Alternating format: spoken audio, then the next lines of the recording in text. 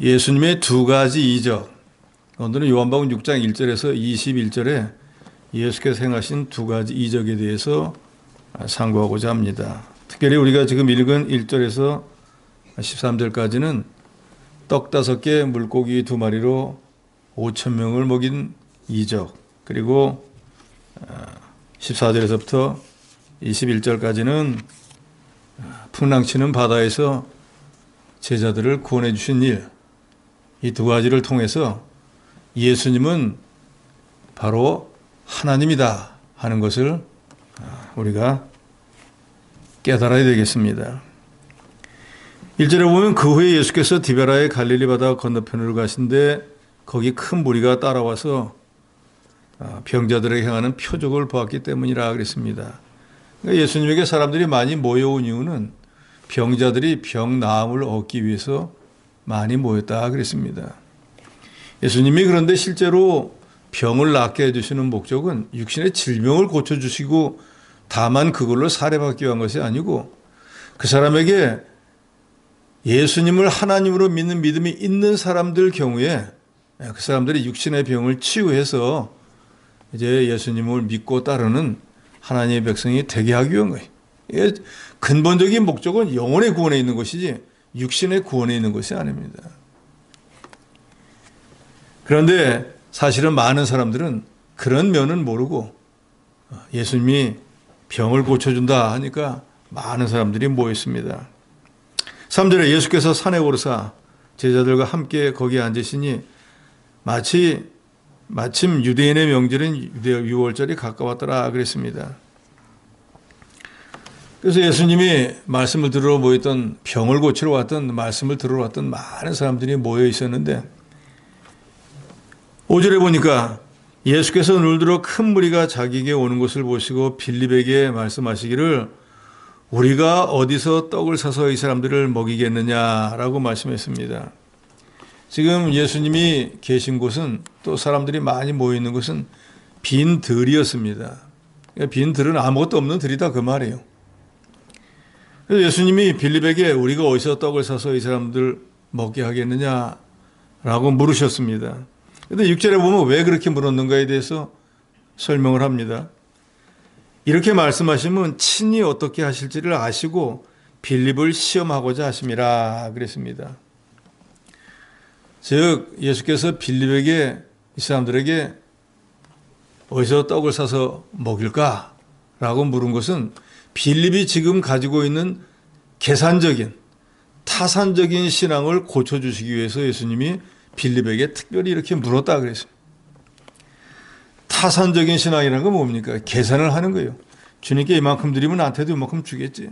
내가 이만큼 봉사하면 나한테도 이런 유익이 있겠지. 이런 타산적인 신앙을 갖서서는 안 된다는 거예요. 그보다 더 나쁜 것은 지금 이 시대에 횡행하는 기복신앙이라는 거예요. 그저 예수만 믿으면 병도 나고, 예수만 믿으면 뭐 사업도 잘 되고, 예수만 믿으면 온갖 일이 다 잘 될 거다 하는 그런 복받기 위해서 예수를 믿는 그런 신앙을 가져서는 안 됩니다. 누누이 말씀드리지만 우리가 신앙생활하는 목적은 뭔가 아직 받지 못한 복을 받기 위해서 신앙생활을 하는 것이 아니고, 신앙생활이라는 게 뭐예요? 하나님을 믿고 섬기는 생활이에요. 왜 하나님을 믿고 섬깁니까? 저와 여러분처럼 구원받지 못할 인생들을 우리가 지은 죄, 조상이 물려준 죄, 이 죄의 문제를 우리가 해결 못해서 우리 지옥에 가서 영원히 멸망을 당해야 되는데, 우리 대신 주님이 대신 죽어주시고 우리 죄는 사해 주시고, 그래서 우리를 사망에서 생명으로 옮겨서 지옥 갈 사람들을 전부 천국으로 바꾸었어요. 그래서 저와 여러분이 이 세상을 떠나면 육신은 땅에 묻히는지 몰라도 우리 영혼은 즉시로 천국에 가게 됩니다. 근데 우리가 상식적으로 지식적으로 알지만 천국이라고 하는 것은 이 세상과는 비교가 안 되는 것이 영원한 삶이 있는 곳입니다. 병도 없고 뭐 곡하는 것도 없고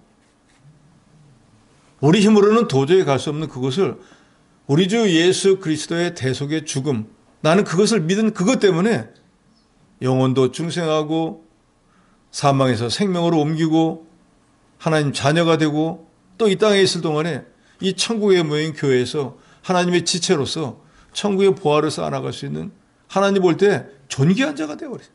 그래서 그게 너무나 감사해서 우리가 가지고 있는 어떤 재능이나 물질이나 시간이나 이런 것을 나를 구원하신 주님을 위해서 봉사하는 거예요. 즉 은혜를 갚기 위한 거예요. 이게 우리 신앙생활의 목표가 되어야 됩니다.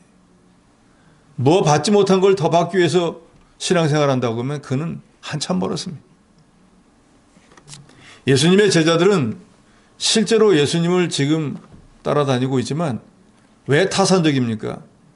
예수님이 어떤 훌륭한 선지자 중에 하나, 엘리야 같은 사람, 아니면 자기들이 생각하는데 예수님이 메시아라고 하니까 나중에 이제 이 유대 땅에 있는 로마 사람들을 다 쫓아내고 왕이 되실지도 모르니까 그러면 그때 나도 한 자리 해야 하지 않은 그런 계산적인 신앙을 가지고 있었다 그 말이에요.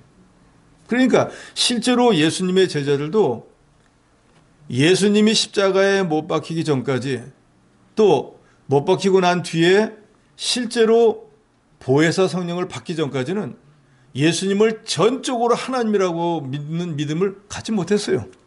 입으로는 주는 그리스도시여 살아계신 하나님의 아들입니다 라고 하면서도 정작 예수님이 잡혀갔을 때 다 도망가 버렸어요. 베드로는 어땠습니까?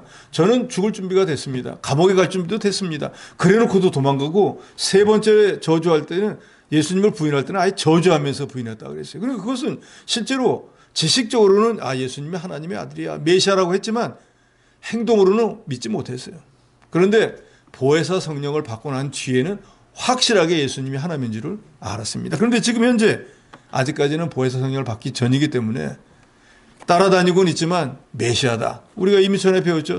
이 예수님의 제자들에게 물어봅니다. 너희들은 나를 누구라고 생각하느냐?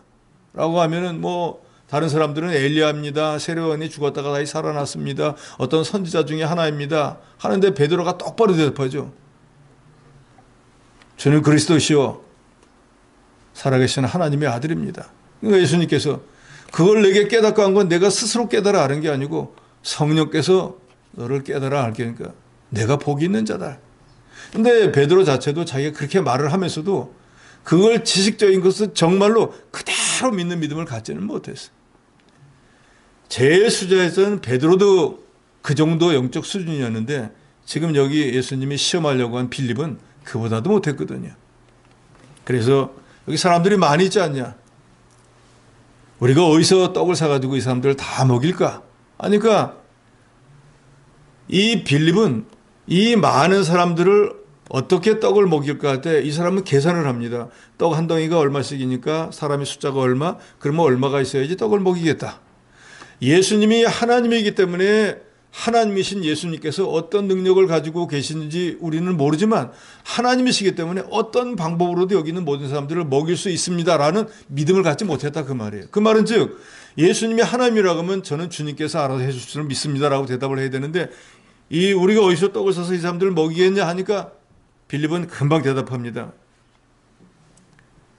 7절 말씀 같이 읽습니다. 7절입니다. 시작. 빌립이 대답하되 각 사람으로 조금씩밖에 할지라도 200데나리온의 떡이 부족하나이다. 즉 여기 있는 사람들을 다 떡 한 덩이씩 조금 먹이려고 해도 200데나리온은 있어야 됩니다. 200데나리온은 여기서 말하는 데나리온은 장정이 하루 나가서 일하는 일당이에요. 그럼 요새 같으면 10만 원이라고 칩시다. 그럼 200데나리온이면 얼마겠어요? 얼마입니까?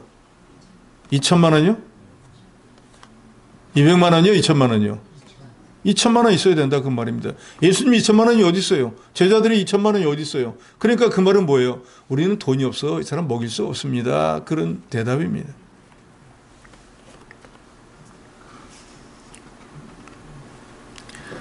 우리에게는 그런 돈이 없는데 어떻게 떡을 사다가 이 사람을 먹이겠습니까?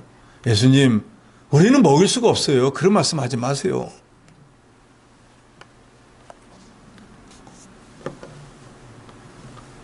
그런데 8절에 보니까 제자 중 하나 곧 시몬 베드로의 형제 안드레가 예수님에게 이렇게 말을 합니다. 9절에 여기 한 아이가 있어 보리떡 5개 물고기 2마리를 가지고 있나이다.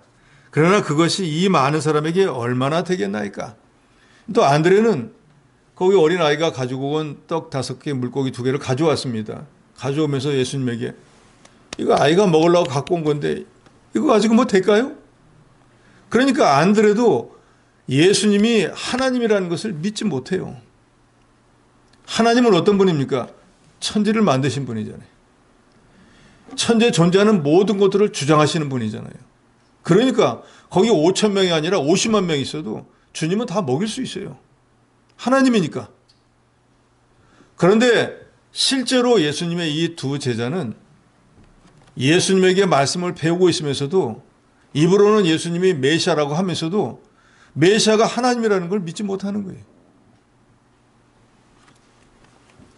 이거 물고기 2마리 떡 5개 갖고 뭘 어떻게 하시겠습니까? 제가 주님 드린다고 이거 가지고 되겠습니까?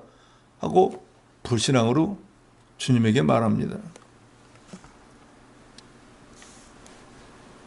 마태복음 14장 16절에 보면은 같은 구절을 예수님께서는 너희가 먹을 것을 주어라 하고 말씀합니다. 빌립은 이 사람들을 먹이려면 200데나리온 해도 간신히 조금씩 떡밖에 못 줍니다. 안드레는 이거 떡 5개 물고기 2마리 갖고 뭘 어떻게 하시겠어요? 어떻게 우리가 할 수가 없습니다. 하는데 주님이 뭐라고 하시냐면 마태복음에서는 너희가 먹을 걸 주라는 거예요. 제자들 기가 막히죠. 가진 게 아무것도 없는데 돈도 없고 가지고 있는 게 아무것도 없는데 너희가 먹을 걸 주라는 거예요. 우리가 뭘 어떻게 줍니까? 예수님이 너희가 먹을 것을 주라 하신 것은 줄 수 있기 때문에 주라고 하신 것이. 너에게 떡 몇 개 있느냐? 마태복음에 보면 그래서 어린아이한테 가서 떡 5개, 물고기 2마리 가져왔죠. 여기 한 아이가 있어 보리떡 5개, 물고기 2마리 가졌나이다. 그러나 그것이 이 많은 사람에게 얼마나 되겠습니까? 이 2개 떡 5개, 물고기 2마리로 몇 명 먹이겠습니까? 예수님은 우리에게 엄청나게 많이 있으니까 그 중에 갖고 오라 말씀하지 않습니다. 우리가 지금 가지고 있는 것이 떡 5개, 물고기 2마리라도 그것을 가지고 역사하시는 거예요. 그래서 우리가 신앙생활 할 때, 내가 지금보다 좀 나아지면 더 신앙생활 잘했을 때, 그건 마귀에게 속는 거예요. 지금 없는 거기서 자기 믿음을 쓰면 되는 거예요. 주님이 아무리 보잘것없는 보리떡이라고 할지라도 자기가 가지고 있는 그것을 가지고 하나님의 일을 해야 됩니다. 나중에 돈 많이 벌어서 하겠다. 언제가 돈 많이 벌 텐데요? 알 수가 없지 않습니까? 그런데 오늘 본문에는 그렇게 나오지 않지만 안드레가 어린아이가 가지고 있던 이 도시락을 싸왔던 떡 5개, 물고기 2마리 가져왔습니다. 그럴 때 그 아이가 이거 내 건데 왜 가져가요? 어른이 돼가지고 남의 걸 빼앗어 라고 할 수도 있잖아요. 그런데 그 아이도 믿음이 있었던 것 같아요. 자기가 먹을 것을 어쨌든지 예수님의 제자에게 주어서 예수님의 제자가 그것을 가져왔습니다. 그런데 예수님께서는 200데나리온 있어도 간신히 요기도 못합니다. 지금 어린아이가 갖고 온 이 떡 5개, 물고기 2마리는 뭘 어떻게 할 수 있는 미천이 못 됩니다. 하고 두 제자가 말할 때 10절에 이 사람들로 앉게 하라 그랬습니다. 자리에 앉으라는 거예요. 마태복음에 보면은 50명씩 50명씩 이렇게 앉혀서 잔디밭에 앉히라 그랬습니다. 제자들이 순종해가지고 자, 주님 말씀했으니까 여기 이렇게 이쪽에 50명, 이쪽에 50명 이렇게 좀 나눠서 앉아봐. 5천 명을 갖다가 50명씩 나왔으니까 뭐 무리가 상당히 많았겠죠. 그럴 때 거기 앉으라고 할 때 그 사람들도 그럴 거 아니에요. 앉으면 뭐가 나와? 가진 거 아무것도 없으면서 뭘 줄 것처럼 모여 앉으라는 거야. 그런데 오늘 본문에도 보지만 제자들에게 이 사람들을 앉게 하라. 마태복음 보면 숫자를 정해놓고 이만큼씩 해라 했을 때 제자들도 하라고 하니까 그대로 했고 앉으라고 하니까 거기 모였던 사람들도 그 숫자만큼 앉았습니다. 그러고 난 뒤에 예수님이 그 어린아이가 가지고 왔던 떡 5개, 물고기 2개를 가지고 11절에 축사하신 후에 기도하시고 난 뒤에 앉아있는 자들에게 나눠주시고 물고기도 그렇게 그들의 원대로 주시니라 그랬습니다.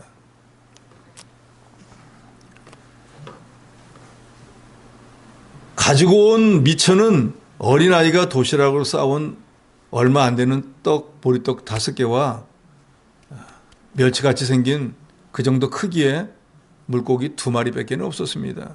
그래서 안드레가 볼 때는 이거 어린아이 한 끼도 안 되는 것 같고 여기 많은 이 사람들이 다 어떻게 먹겠습니까? 거기 10절 하반절에 보면은 앉은 수가 5,000명쯤이었다 그랬습니다. 그러니까 대부분 장정들이었다 그 말이에요. 그러니까 어린아이가 갖고 온 거 가지고는 그 장정이 먹으면 반도 안 차는 거예요. 그러니까 이걸 가지고 어떻게 할 수 있습니까? 라고 했는데 주님은 그거 가져오너라 해서 가져왔죠. 잔디에 앉게 하라. 앉게 했죠. 그리고 그 가져온 것을 가지고 주여 하고 하늘에 대고 하나님이 기도하셨겠죠. 그리고 제자들에게 이제 이걸 나누어 줘라 해서 나누어 주는데 그때부터 희한한 일이 생깁니다. 우리 인간이 볼 때 분명히 떡 5개를 가지고 이 사람에게 떡 5개를 주어서 이제 더 이상 떡이 없어야 되는데 준 그 자리에 다시 떡이 5개가 있는 거예요. 물고기 2마리를 주었는데 빈손이 돼야 되는데 거기 또 물고기 2마리가 있는데 그것을 5,000명을 줄 때마다 끊임없이 반복이 되더라는 거예요. 그런데 이미 11개에 보면은 여러분들도 알겠지만 사렙다 과부가 가지고 있는 것이라고는 병에 기름 조금하고 통에 가루 조금 남았는데 그 양이 얼마면 떡 2개 만들면 아들 1개, 자기 1개 딱 먹을 고향밖에 없었습니다. 그래서 그거 가지고 이제 떡을 만들고 오늘 마지막 이걸 먹고 아들하고 나하고는 더 이상 식량이 없으니까 이제는 죽을 수밖에 없다 하는 마음으로 떡을 만들기 위해서 거기서 나뭇가지들을 줍고 있었다 그랬습니다. 그런데 하나님의 선지자였던 엘리야가 그 사렙다 과부를 불러가지고 물 좀 주고 올 때 떡 한 덩이 갖고 오너라. 만약에 내가 내 말을 순종하면은 내 통에 가루가 닿지 않고 내 병에 기름이 마르지 않을 거다 라고 하는 말을 하니까 그 사렙다 과부가 그대로 했습니다. 그래 놓고 집에 갔는데 정말로 통에 있는 가루를 다 쏟아가지고 떡을 해 먹고 나면 그 다음날 가면 그만큼 그대로 차 있고 분명히 기름을 따르고 떡을 구워 먹고 났는데 그 다음날 가보면 병에 기름이 마르지 않기를 3년 6개월을 했다 그랬어요. 왜 그런 일이 일어났습니까? 선지자를 통해서 하신 말을 순종했기 때문에.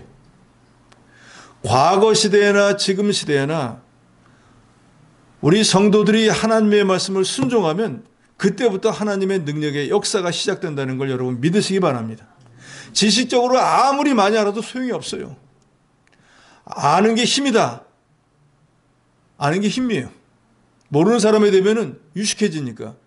그러나 정말로 그것이 능력으로 화하기 위해서는 내 몸으로 그 말씀을 순종해야 됩니다. 신명기 28장에는 아주 극명하게 기록해 놓아 있죠. 너희가 하나님의 말씀을 지켜 순종하면 우리 인간들이 이 땅에서 받고 싶어하는 모든 복을 다 받게 된다 그랬어요. 그런데 너희가 하나님 말씀을 순종하지 않으면 그 복 주시기로 예전과의 3배의 재앙을 내린다 그랬어요. 그러니까 말씀은 양면의 칼이에요. 지난 주일에도 우리가 에스라가 기도하는 말씀에도 분명히 그렇잖아요. 우리 하나님의 말씀은, 그죠? 우리 하나님은, 하나님이나 하나님의 말씀은 똑같은 말이에요. 하나님께서 하신 말씀이 하나님의 말씀이니까. 그러니까 하나님은 하나님의 말씀으로 역사를 하시는 거예요. 하나님이 직접 지시를 하는 게 아니라 지금 이 시대 하나님의 말씀으로 역사하시는 거예요. 그래서 요한복음 1장에는 하나님의 말씀은 곧 하나님이라 그러죠. 자기를 찾는 모든 자에게는 선을 베푸는 거예요. 그러지만 자기를 배반하고 거역하는 자에게는 크게 복이 되는 게 아니라 재앙이 되어버리는 거예요. 사렙다 과부가 3년 6개월 동안 굶지 않을 수 있었던 것은 엘리야를 통해서 하신 하나님의 말씀을 순종했기 때문입니다. 오늘 5,000명이 광야에서 아무것도 먹을 것이 없는데 어린아이가 가지고 있는 겨우 보리떡 5개, 물고기 2마리, 그것으로 5,000명 먹을 수 없습니다. 그런데 그것을 갖고 오라고 할 때 그 아이가 거역하지 않고 바쳤고, 아무것도 먹을 것도 없고 눈에 보이는 것도 없는데도 자리에 앉도록 해라 할 때 나누어서 앉히고, 앉으라고 하니까 또 앉았고, 그 다음에 자기 눈으로 봐도 이걸 가지고 뭘 어떻게 하겠다는 거야 라고 하는 것을 나누어 주라 했을 때 그것을 나누어 주니까 그때부터 하나님의 역사가 시작이 되어서 5천 명이 다 먹고도 13절에 보니까 보리떡 5개로 먹고 남은 조각이 12바구니에 가득 찼다 그랬습니다.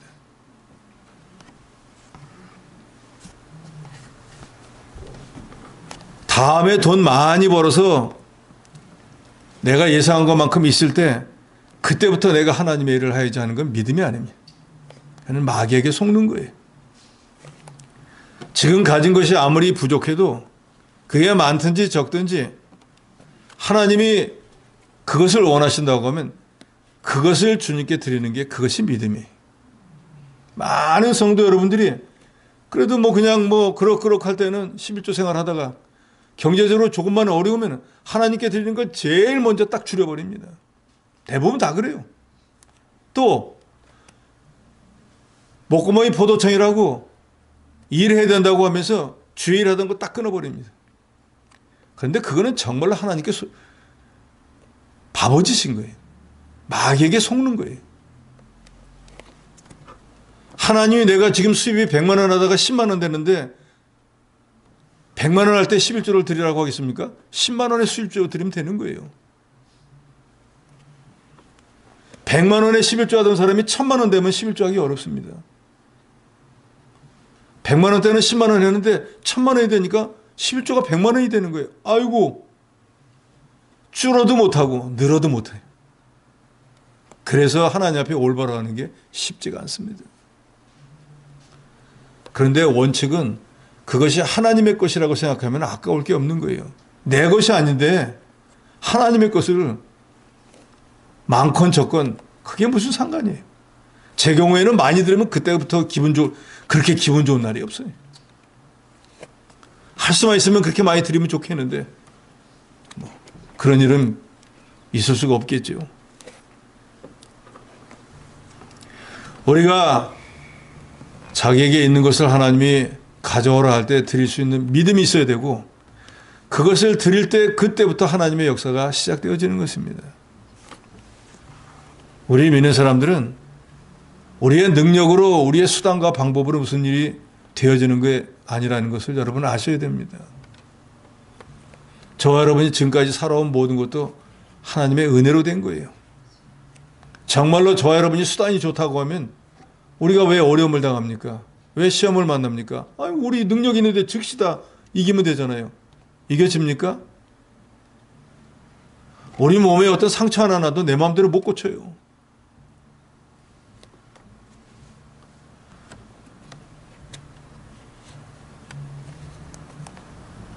새벽기도 끝나고 언젠가는 내려가다가 제일 마지막 계단에서 계단 하나를 다 내려온 줄 알고 밟고 거방 꼬꾸라질 코를 박기 직전에 일어섰어요. 그러면서 생각이 드더라고요. 마지막 계단까지 하나님이 지켜주지 않으면 코 부러질 뻔했다. 늘 다니던 길이잖아요. 내가 눈을 감아도 내려갈 수 있을 거예요. 그런데 그게 그렇게 안 된다 그 말이에요. 하나님의 도우심이 없이는 늘 다니는 길도 내 마음대로 안 돼요.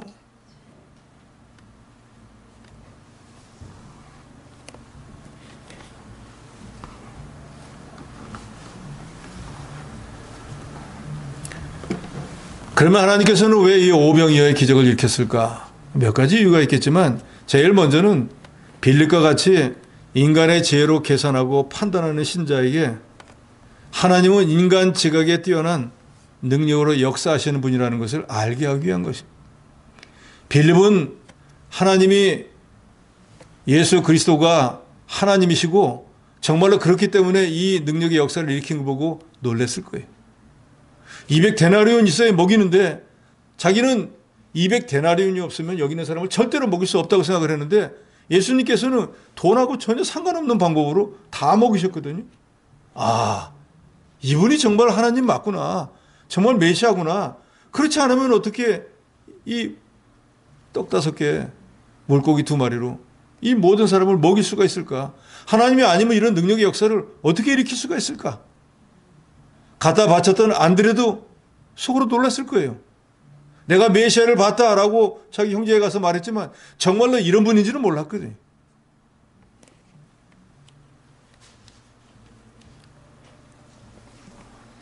또 보리떡과 같이 물고기 2마리 같이 보잘것없는 것이라도 하나님이 가져오라 할 때 바치기만 하면은 하나님이 그것을 사용해서 능력으로 역사하신다는 것을 우리에게 말씀합니다.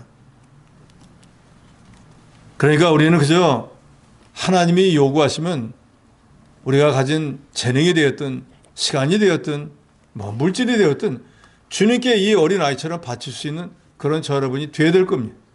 그런다고 하면 하나님은 그걸 통해서 역사하시는 거예요.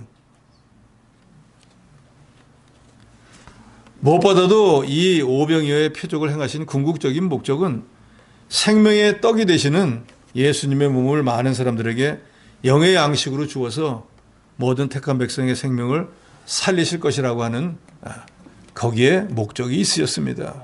그런데 이것을 깨닫지 못하니까 이제 후에 보면은 떡만 먹으러 가는데 자꾸 생명의 떡 얘기를 하고 내 살과 피를 먹어야 된다고 하니까 아이고 말씀 너무 어려워서 이제 이 양반 못 따라다니겠다 하고 다 가버렸다 그랬습니다. 우리의 신앙생활도 육신의 떡을 먹기 위해서 해서는 안 됩니다. 즉 기복신앙에 기울어서는 안 된다 그 말이에요. 영혼이 장성하고 영혼이 자라나는데 목적이 맞춰져야 됩니다. 어제와 같은 오늘과 같은 내일이 돼서는 안 돼요. 과거에 깨닫지 못한 걸 오늘 깨닫고 오늘 궁금한 것을 내일 깨닫는 그런 사람이 되어야 돼요. 그래서 성경은 우리에게 분명히 너의 진보를 나타내라고 합니다. 작년의 나의 믿음과 올해 믿음이 달라져야 된다 그 말입니다.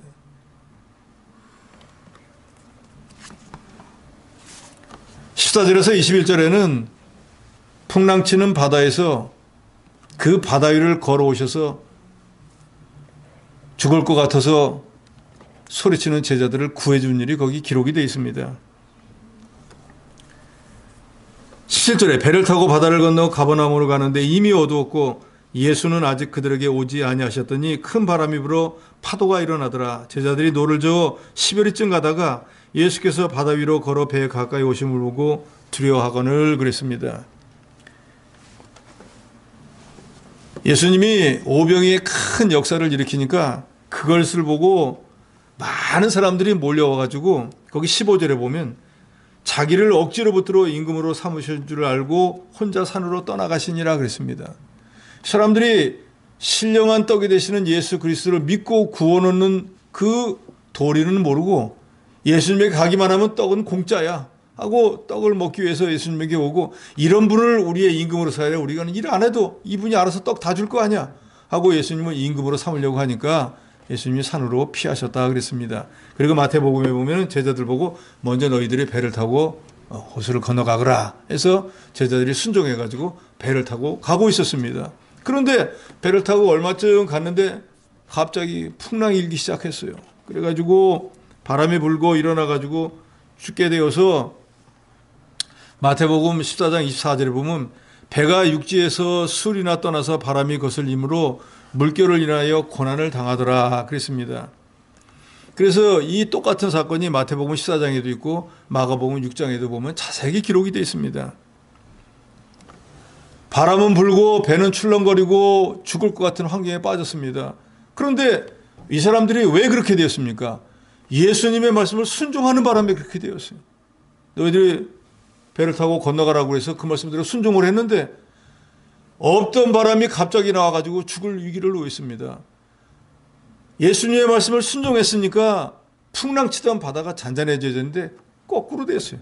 즉 저와 여러분이 이제는 예수님의 은혜를 깨닫고 내가 하나님을 위해서 하나님 나라를 위해서 교회를 위해서 내가 선한 일을 좀 해야지 했더니 없던 시험과 어려움이 생겼더라 그 말이에요. 내가 그래서 그냥 대충 신앙생활을 하려고 했는데 괜히 올해부터는 좀 마음 먹고 하려니까 이런 시험이 오네 이런 어려움이 오네 해서 그런 시험과 어려움을 만나면은 그걸 이기지 못하는 사람들이 다 거기서 넘어져서 그 신앙이 그 신앙 죽을 때까지 거기 머물러 버리는 거예요. 그러나 우리가 분명히 알아야 하는 것은 우리가 예수를 구주로 믿고 나면은 그날로부터 모든 고난은 끝, 행복 시작이 아니라 우리를 구원하신 우리 주 예수 그리스도를 위해서 우리가 고난도 받아야 되는 걸 알아야 됩니다. 많은 성도 여러분들이 예수 믿으면 복 받는 것만 생각을 하지 예수를 위해서 고난 받는 건 생각을 안 하는 거예요. 예수께서도 이미 말씀하잖아요. 너희가 내 제자가 되기를 원하면은 뭐라고 하죠? 자기를 부인하고 자기 십자가를 지라 그랬어요. 주님 앞에 나오려면, 주님 제자가 되고 싶으면 자기를 부인하는 건, 저는 전적으로 무지합니다. 아무것도 몰라요. 전적으로 무능합니다. 저는 능력이 없어요. 주님 보시기에. 저는요, 주님이 도와주시지 않으면 아무것도 할 수 없는 그런 힘이 없는 사람이에요. 그래서 저는 무능하고 무력하고 무지한 자라, 그냥 주님이 이걸 해라 하면 이걸 하고, 이 길로 가라 하면 이 길로 갈 수밖에 없는 그런 사람입니다. 그런 마음을 갖고 주님을 따라오라는 거예요. 근데 거기에 그것으로 끝나는 게 아니에요. 그 길을 주님이 시키는 대로 가면서도 내가 생각지도 않았던 여러 가지 십자가가 또 내게 있는 거예요. 믿지 않을 때는 없었는데 믿고 난 뒤에 십자가가 오는 거예요. 지난주에 우리 청년들 예배 끝나고 난 뒤에 간식을 먹으면서 그런 얘기 했는데, 우리 믿는 사람들은 뭐 누구든지 그러잖아요. 술 마시고 담배 피지 말아라 하는 거 다 아는데, 우리 교단에 속한 청년들은 그렇게 하려고 하지만 같이 예수를 믿는 기독교라고 해도 다른 교단은 그렇게 안 가르쳐요. 그러니까 제가 우스갯소리를 그랬어요. 저희 딸이 유아교육과에 가는데 목사 딸이 3명이 있는데, 저희 딸만 술도 안 먹고 담배도 안 피고, 나머지 큰 목사, 큰 교회 목사 딸 2인데 술, 담배 고래. 그 부모가 뻔히 아는데도 안 말려. 바로 된 거예요.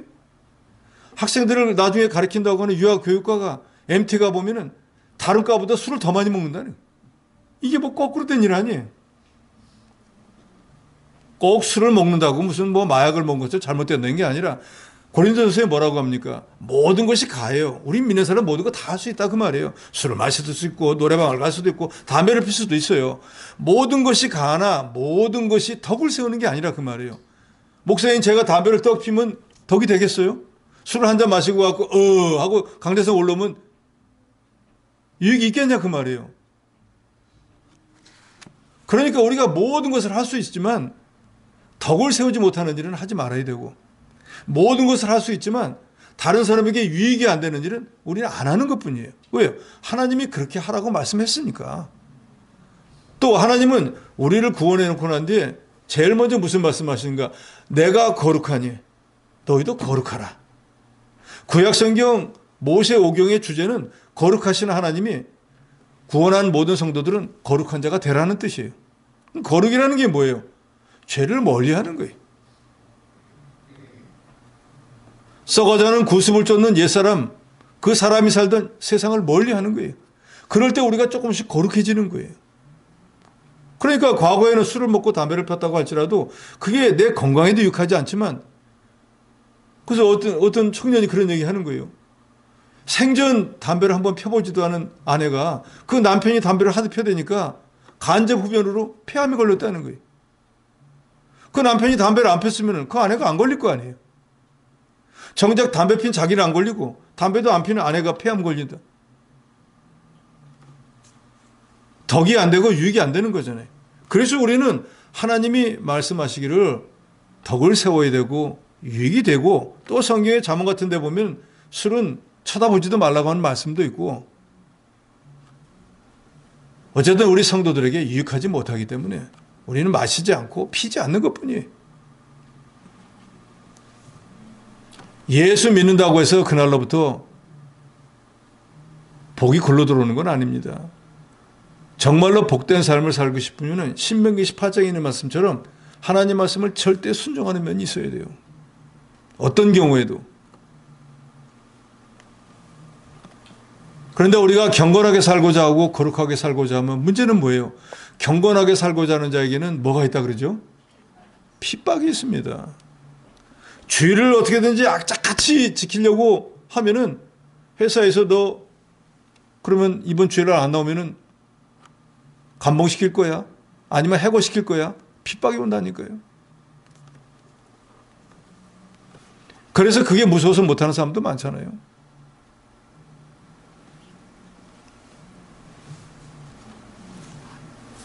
예수님의 말씀을 순종했는데 어려움이 왔어요.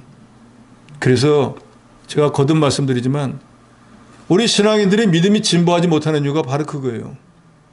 작년까지는 내가 이런 일을 못했는데 올해는 해봐야겠다라고 마음을 먹으면 그때부터 마귀가 역사하기 시작합니다. 이 사람은 원래 이런 그릇이 못 되는데 갑자기 이 사람이 왜 이렇게 믿음 있는 행위를 하려고 해? 그럼 마귀가 그 일을 못하게 말리는 거예요. 그러니까 시험이 떨고 보니까 아이고 이거 안 되겠는데, 이거 어렵겠는데, 힘들겠는데 두려움이 생깁니다. 마귀가 자꾸 끄잡아 당기는 거예요. 그러니까 아이, 내가 언제부터 믿음으로 살았다고 그냥 이렇게 살다 죽어야지 하니까 그 초등학생 신앙에서 죽어도 못 벗어나는 거예요. 이전에도 제가 말씀드렸죠. 어린 코끼리를 갖다가 목줄을 매가지고 쇠 말뚝을 박아놓고 한 5m쯤 줄을 매놓고 키우면은 어릴 때부터 자유롭게 가고 싶어가지고 갑니다. 가봤자 5m밖에 못 가는 거예요. 그게 오랫동안 버릇이 들고 나면은 이제 코끼리는 지상에서 제일 큰 동물이잖아요. 말뚝 뽑을 수 있습니다. 자기 힘으로. 그런데도 이미 습관이 나는 5m 이상 못 가 하는 게 머리에 박혀있기 때문에 자기가 6m를 가려고 힘을 쓰면 말뚝이 쭉 뽑힐 건데도 5m 목 탁 걸리면 절대로 안 가요. 우리 신앙인도 이 머릿속에 박힌 이 신앙이 탈피하기 전까지는 신앙에 진보하기가 어려워요. 그래서 그걸 깨는 걸 우리가 파격이라 그러잖아요. 격을 깬다 그러잖아요. 벗어나야 됩니다. 예수님이 제자들을 먼저 가라고 했을 때 그 제자들이 곤란당할 그 상황을 아셨을까요? 모르셨을까요? 예? 아셨을 것 같습니까? 모르셨을 것 같습니까? 알고 계셨어요. 알고 보냈어요. 그 증거가 뭐예요? 큰 바람이 불어 파도가 일어나고 제자들이 지금 죽을까봐 두려워서 벌벌 떨고 있을 그때에 바다 위를 걸어서 오셨다 그래요. 어디쯤 있는지 지금 무슨 일을 당하는지 알고 계셨다 그 말이에요. 지금 계신 데는 원래 산 위에 계셨었거든요. 피해가지고. 근데 벌써 알고 계셔서 오셨더라는 거예요. 그래서 아까 우리 권사님이 기도한 것처럼 우리가 어떤 일을 만날지 주님은 다 아는 거예요. 우리가 지금 물 가운데 있는지 지금 불 가운데 있는지 다 안다 그 말이에요. 그럴 때 주님이 저를 지키고 보여줄 것을 믿는다고 하는 믿음으로 행해야 되는데 이 죽을까 봐 벌벌 떠니까 이후에 제자들이 다른 성경에 보면은 예수님이 물 위를 걸어오니까 예수님이 물 위를 걸어서 제자들에게 오신 목적이 뭘까요? 왜 제자들에게 오셨을까요? 어려워요? 제자들에게 오신 목적이 뭡니까? 배에 같이 타고 같이 풍랑해서 좀 고난을 당하려고 오셨을까요? 뭐 때문에 오신 거예요? 지금 풍랑에 치는 바다에서 죽겠다고 하니까 구원해 주려고 오신 거잖아요. 그럼 지금 구세주로 오시는 거잖아요. 그럼 주님을 구세주로 오니까 지금 제자들은 자기 힘이 없고 능력이 없어갖고 서로 이거 구원해 줄 수가 없어갖고 이거 아이고 죽겠다 그러는데 저기 구세주가 오시면 어떻게 맞이해야 될까요? 이 질문은 더 어렵습니까? 지금 내가 죽겠어요. 아이고 죽겠어요. 주님 이거 살려주세요 하는데 주님이 오시는 거예요. 그럼 어떻게 맞이해야 됩니까? 아, 왜 이제 오십니까? 원망해야 됩니까? 아유, 주님 이제 살았습니다 하지 않겠어요? 그런데 마가복음인가 보면은 그렇게 안 합니다. 유령이 나타났다 하고 주님을 보고 이제는 풍랑 쳐서 죽는 게 아니라 유령 때문에 죽을까 봐 벌벌 떤다 그랬어요. 살리러 오는 예수님을 죽이러 오는 살인자로 보았다 그 말이에요. 그러니까 저도 여러분도 지금 현재 우리 신앙이 그 정도밖에 안 된다는 거예요. 우리 주님을 지식적으로는 알아요. 하나님이십니다. 예수님은 하나님의 아들입니다. 죽은 자를 살리는 능력이 있습니다. 천지 모든 만물을 만들었습니다. 그리고 정작 내가 어려움을 당하면 그 주님을 의지 안 하는 거예요. 그게 뭐예요? 지식적으로만 아는 거예요. 주님이 어떻게 내 병을 고쳐줘? 주님이 어떻게 내 이 환경을 바꿔줘? 주님이 어떻게 내 이 어려운 일을 해결해줘? 그러니까 주님을 안 찾는 거잖아요. 주님은 너희들 저 바다를 건너가라 할 때 무슨 일이 일어날지 다 알고 계셨기 때문에 어려움 당할 그때쯤에 구원해 주러 물 위를 걸어서 오셨어요. 무슨 배를 타고 막 노를 져서 얘들아 내가 왔다 그런 게 아니에요. 만약에 예수님께서 노를 져가지고 왔다 그러면 제자들이 놀랬을까요? 안 놀랬을까요? 아마 안 놀랬을 거예요. 왜요? 사람이니까 배를 타고 오니까 당연히 구해주러 왔을 거예요. 그런데 무리를 걸어왔기 때문에 놀랬다 그 말이에요. 그러죠? 그런데 사람이 무리를 걸어갈 수 있습니까? 없습니까? 없습니다. 그래서 제자들이 유령이라고 놀란 거예요. 그것이 바로 예수님을 하나님으로 그동안 온전히 믿지 못했다는 증거예요. 하나님은 물 위를 걸으실 수 있어요. 공중을 날아가실 수도 있어요. 지식적으로만 주님을 알았기 때문에 물 위를 걸어오니까 생김새는 분명히 주님인 게 분명한데 우리 주님이 어떻게 물 위를 걸어올 수 있을까? 그러니까 이건 유령이다라고 밖에 생각이 안 드는 거예요. 이 두 가지 사건을 통해서 저와 여러분은 우리를 구원하신 우리 주 예수 그리스도가 제2위의 하나님이시라는 것을 분명히 믿으셔야 됩니다. 우리가 우리 주 예수 그리스도의 이름으로 기도하옵나이다 하고 기도할 때 그 예수님이 우리의 모든 기도를 들으시고 응답해 주는 능력이 있는 하나님인 걸 믿어야 된다 그 말이에요. 다만 우리의 모든 기도의 중보자가 되는 우리 주 예수 그리스도를 통해서 하나님께서 그 기도를 받으시기 때문에 우리 주 예수 그리스도의 이름으로 기도하는 것뿐이지 우리의 모든 기도를 받으신 우리 주 예수 그리스도는 하나님이신 거예요.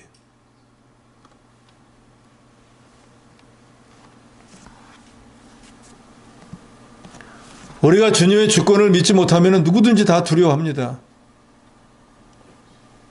그래서 구약성경에 보면은 여호수아가 가나안 땅에 들어가기 전에 하나님께서 여호수아에게 분명히 말씀하죠. 두려워하지 말아라. 놀라지 말아라. 모세는 죽었지만 내가 너와 함께하리. 내가 어디를 가든지 내가 너를 떠나지도 아니하고 너를 버리지도 아니하리라. 그런데 조건이 하나 있죠. 모든 주의 말씀을 좌로나 우로나 치우치지 말고 지키라는 거예요. 그건 이 시대에 똑같습니다. 제자들에게 그 땅의 사람들을 앉혀라. 가지고 있는 거 가져오너라. 나누어 주어라. 할 때 그 말씀을 순종하니까 이거 한다고 뭐가 되나? 나누어 주라는데 50몇씩 앉히라고 하는데 30몇씩 앉히고 그러면 하나님의 능력의 역사가 없습니다. 온전히 순종할 때 오병이어의 기적이 일어나는 것이고 풍랑치는 바다에서 죽을 것 같아도 주님이 분명히 이사야서 43장 2절에 말씀하잖아요. 물이 너희를 엄몰치 못하게 할 것이라 한 그 말씀대로 물 위를 걸어오셔서라도 주님이 이제 오셔서 풍랑치는 바다를 보고 명령하죠. 잔잔하라. 아니 그러니까 거울같이 잔잔해져 버리구만. 20절에 예수님이 말씀합니다. 지금 죽겠다고 아우성치는 제자들에게 내니 두려워하지 말라. 그리고 다른 성경에 보면은 잔잔하라 명하시니 잔잔해졌다 그랬습니다. 우리 주 예수 그리스도는 하나님이시기 때문에 이 자연 현상도 주장하실 수 있다는 것을 보여줍니다. 하나님이시니까 바다가 풍랑치면 잔잔해 하면 잔잔해지는 거예요. 왕의 신하가 아들이 병들었을 때 다 죽어가도 살릴 수 있는 거예요.